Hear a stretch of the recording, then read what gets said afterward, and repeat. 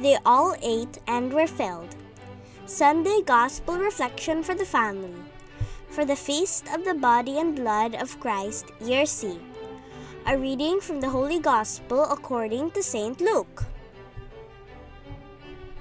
Jesus welcomed the crowds, spoke to them about the kingdom of God, and healed those who needed it.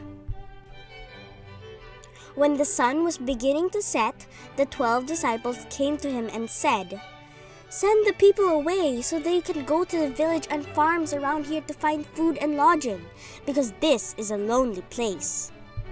But Jesus said to them, "You yourselves give them something to eat." They answered, "All we have are 5 loaves and 2 fish. Do you want us to go and buy food for this whole crowd?" There were about 5,000 men there. Jesus said to his disciples, "Have the people sit in groups of 50. After the disciples had done so, Jesus took the 5 loaves and 2 fish, looked up to heaven, thanked God for them, broke them, and gave them to the disciples to distribute to the people. They all ate and had enough, and the disciples took up 12 baskets of what was left over. The Gospel of the Lord. Gospel Trivia.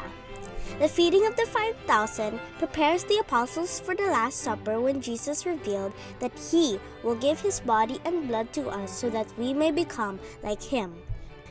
The feeding of the 5,000 is just like the Last Supper in that Jesus takes the bread, looks up to heaven, blesses the bread, breaks it, and then gives it to the disciples.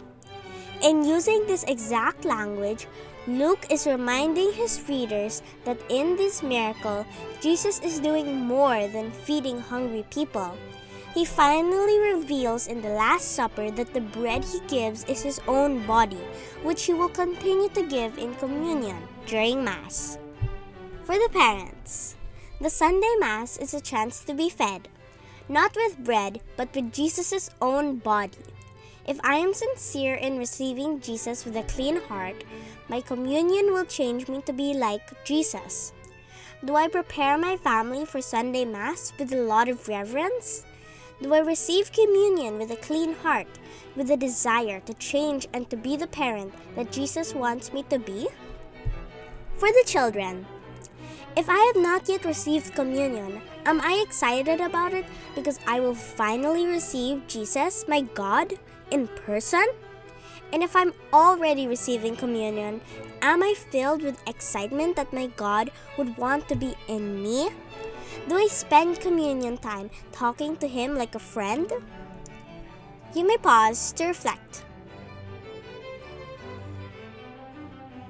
If you like our reflection guides, please like and subscribe and share to touch other families. See you next Sunday!